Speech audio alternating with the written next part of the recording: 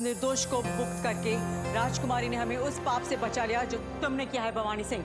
आपकी दृष्टि में वो पाप था महारानी जी, किंतु हमारी दृष्टि में वो महापुण्य था। इसी समय उन्हें यह समाचार देना चाहते हैं कि उनके पुत्र वापस लौट आए हैं, ताकि उनकी मरणासन देह में फिर से जीवन का संचार प्रारंभ हो सके। मुझे क्षमा कर दीजिए महाराज, अब महारानी जी को कोई उपचार, कोई जड़ी बूटी नहीं बचा सकती। इनका अंत समय आ चुका है।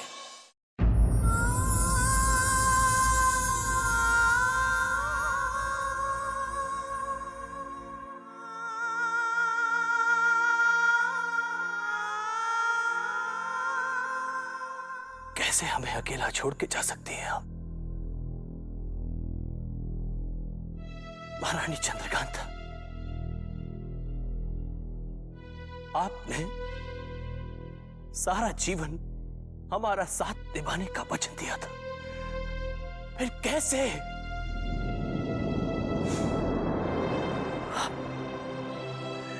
आप हमें अकेला छोड़ के कैसे जा सकती हैं महारानी?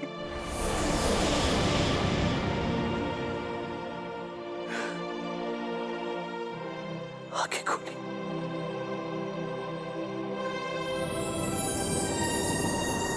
आंखें खोलिए महारानी चंद्रकांता। क्या आप उस ममता को देखना नहीं चाहती जिसकी प्रतीक्षा करते करते आपने थक कर अपनी आंखें बंद कर ली? आंखें खोलिए महारानी चंद्रकांता, आंखें खोलिए महारानी, आंखें खोलिए महारानी, आंखें खोलिए महारानी, आंखें खोलिए महारानी। आपके युवराज इंद्रजीत वापस लौट आए हैं, आंखें खोलिए महारानी।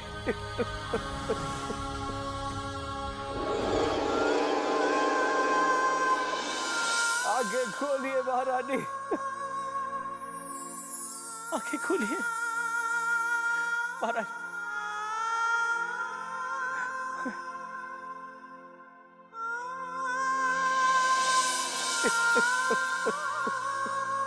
चमत्कार हो रहा है महाराज, महारानी जी के शरीर में वापस प्राण आ रहे हैं।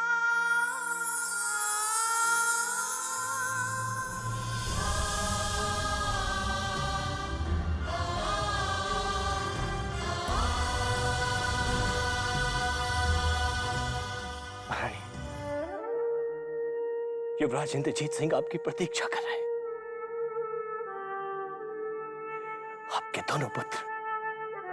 आपके दोनों पुत्र आपसे मिलने के लिए तड़प रहे हैं महारानी। कहाँ है हमारे इंद्रजीत? कहाँ है आनंद? हमें देख नहीं रहे महाराज।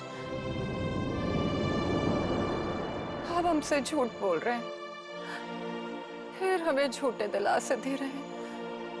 ये सत्य है महारानी, युवराज इंद्रजीत सिंह विजयगढ़ की महल में आ चुके हैं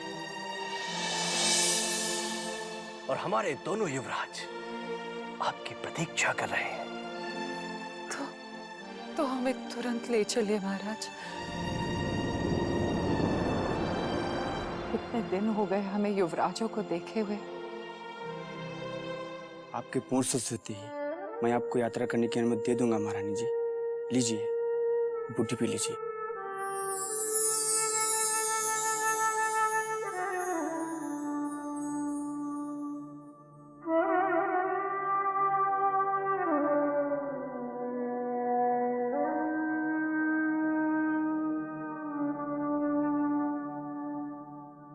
प्रभु की कृपा से महारानी जी के जीवन में यह संकट टल चुका है महाराज।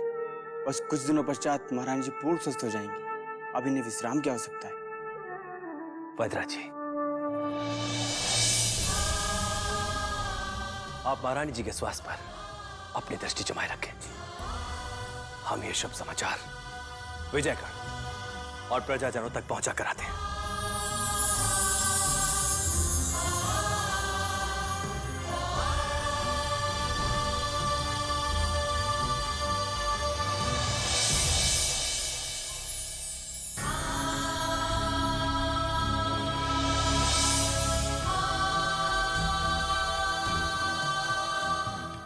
महाराज की जय हो। महारानी जी की मूर्छा टूटने का शुभ समाचार सारे महल में फैल गया महाराज।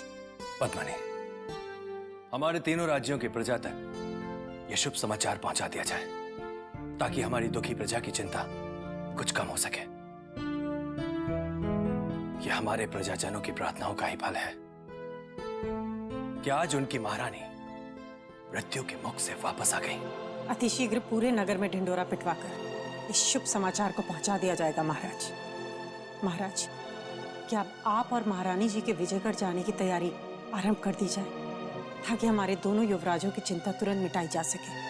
हमारे युवराज महारानी के स्वास्थ्य को लेकर काफी चिंतित है।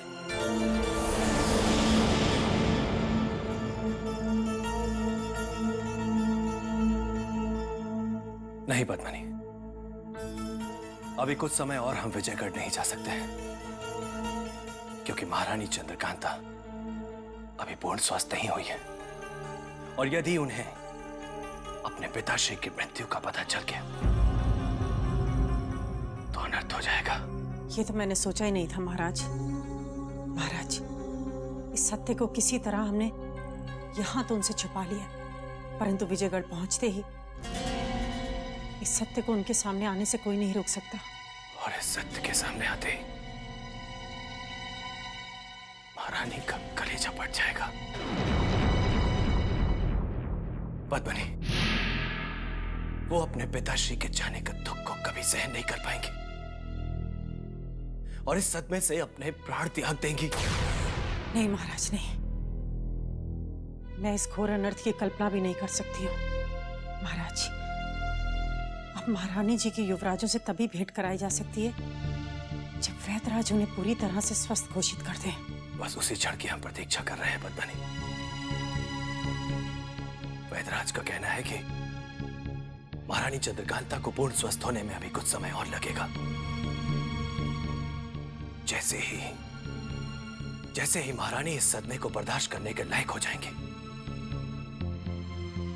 हम अपने कलेजे पर पत्थर रखकर उन्हें महायोद्धा परमवीर सिंह और उनके पिताश्री के देहांत की दुखद सूचना स्वयं देंगे।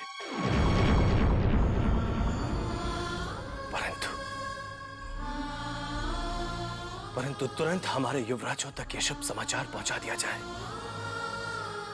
कि उनके माताश्री पर आया हुआ संकट टल गया है।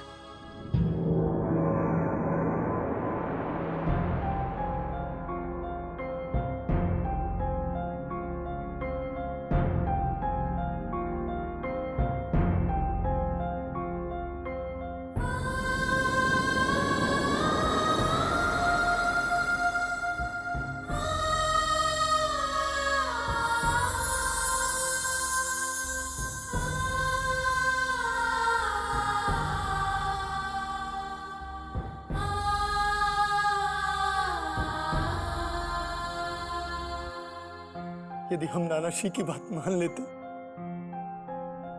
और बिना सोचे समझे उस जंगल में नहीं जाते तो ना हमें नानाश्री को खोना पड़ता और ना हमारी माताश्री का स्वास्थ्य बिगड़ता।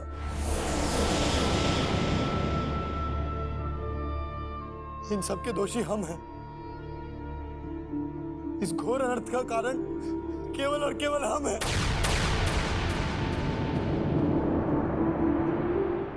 आपने दोषी हम है भैया।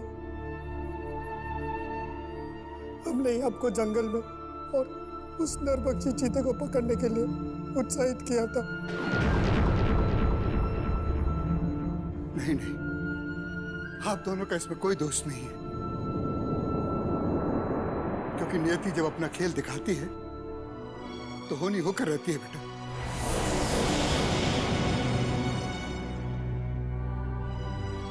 महाराज जयसिंह भले ही हमारे साथ ना हो, पर उनका आशीर्वाद आप दोनों और हम सब के साथ सदा रहेगा।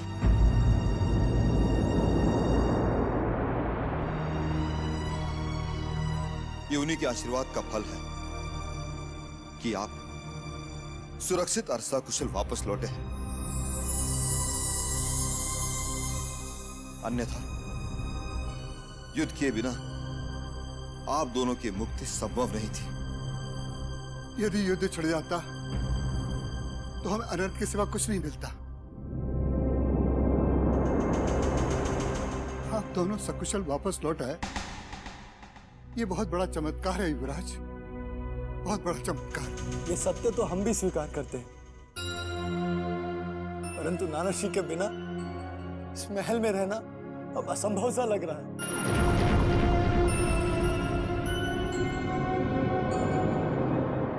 वो हमें एक क्षण के लिए भी अकेला नहीं छोड़ते थे, हमेशा अपनी पलकों पर बिठाकर रखते थे, परंतु अब तो वो हमें छोड़कर सदा सदा के लिए चले गए।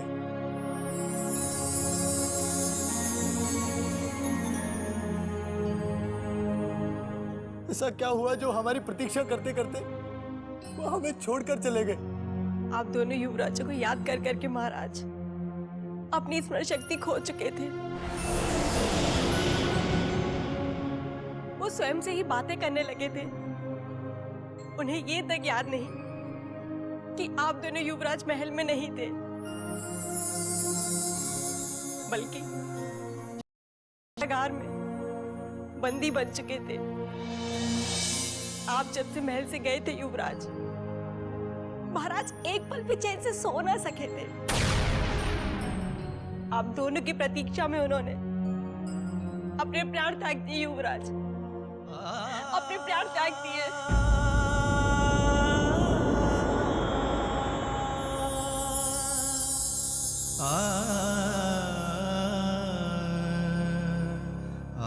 जब माताश्री और पिताश्री से हमारी भेंट होगी तो कैसे हम उनसे दृष्टि मिला सकेंगे भैया? हमारी एक भूल ने कितना अनर्थ कर दिया। नानाश्री के साथ साथ हमारे महायोद्धा परमवीर सिंह को भी हमें खोना पड़ा। हम शीघ्र अतिशीघ्र माताश्री और पिताश्री से मिलकर अपनी इस भूल के लिए क्षमा मांगेंगे। हम तत्काल चुनारगढ़ जाना चाहते हैं। युवराज, इसका निर्णय तो केवल मानसिंह जी ले सकते हैं। यदि इनकी अनुमति हो तो हम आप दोनों को चुनारगढ़ त्वरित ले चलेंगे। आप दोनों को चुनारगढ़ जाने की कोई आवश्यकता नहीं है, क्योंकि महारानी चंद्रकांता के पूर्ण स्वस्थ होते ही महाराज स्वयं उन्हें लेकर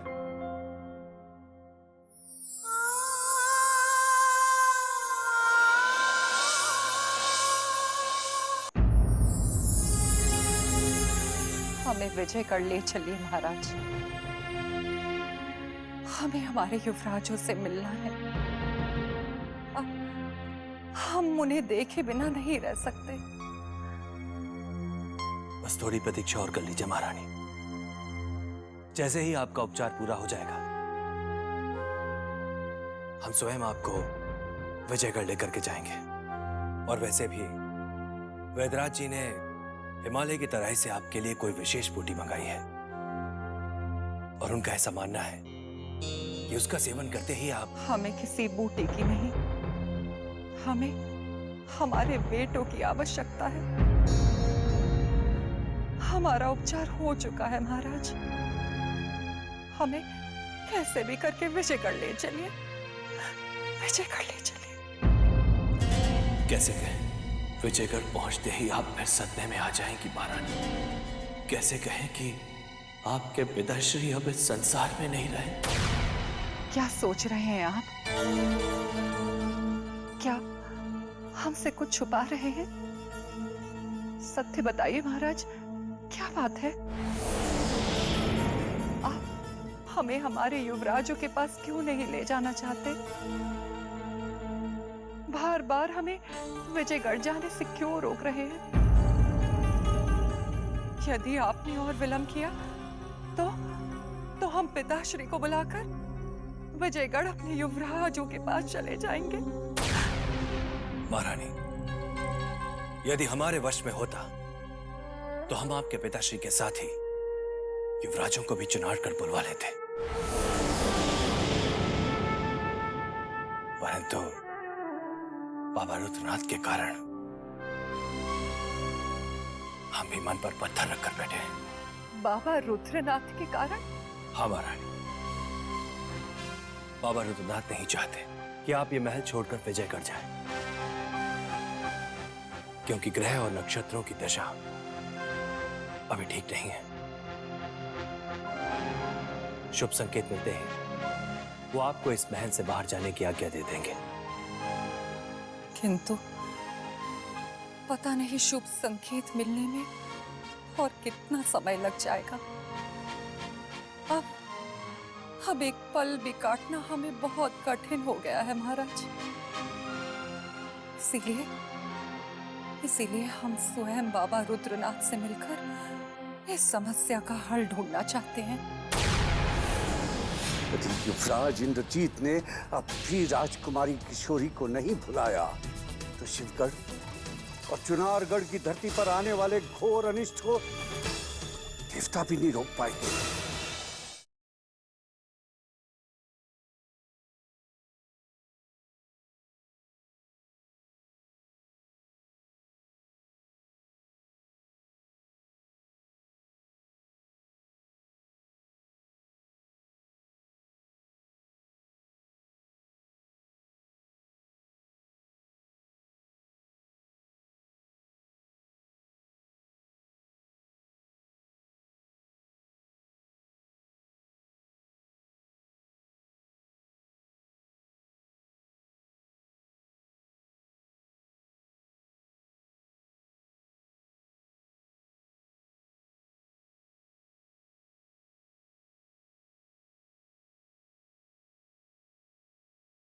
ये कहानी है चंद्रकांता की। शांति शांति शांति शांति।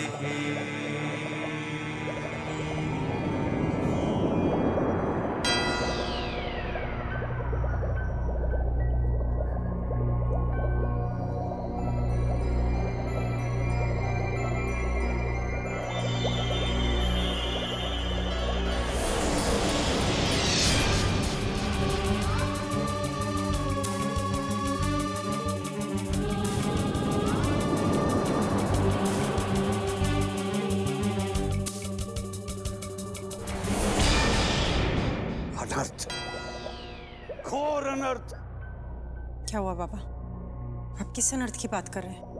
यदि युवराज इंद्रजीत ने अब भी राजकुमारी किशोरी को नहीं भुलाया तो शिवगढ़ और चुनारगढ़ की धरती पर आने वाले घोर अनिष्ट को देवता भी नहीं रोक पाएंगे। हमें कुछ करना होगा, अन्यथा एक बार फिर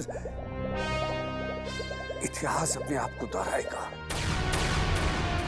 और युद्ध का विनाश हर दिशा को रक्त और मानव शवों से भर देगा। नहीं बाबा, हम इस घोर अनर्थ को केवल आप ही अपने वश में कर सकते हैं। ये हमारे वश में नहीं, केवल युवराज इंद्रजीत सिंह के वश में है।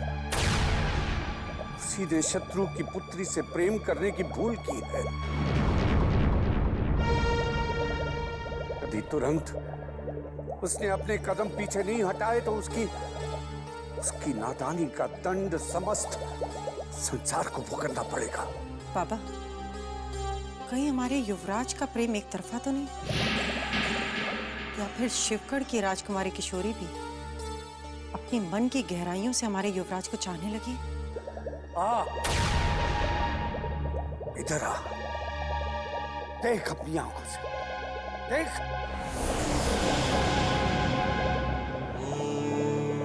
शांति शांति।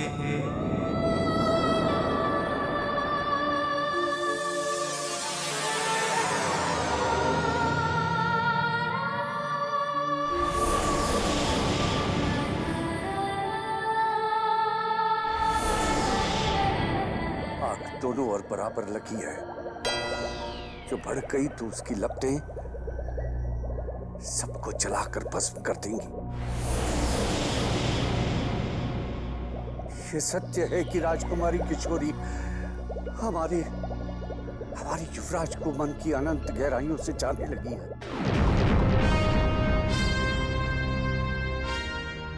यदि वो समय पर सहायता नहीं करती तो युवराज इंद्रजीत का शिवगढ़ के महल से बाहर निकलना असंभव था।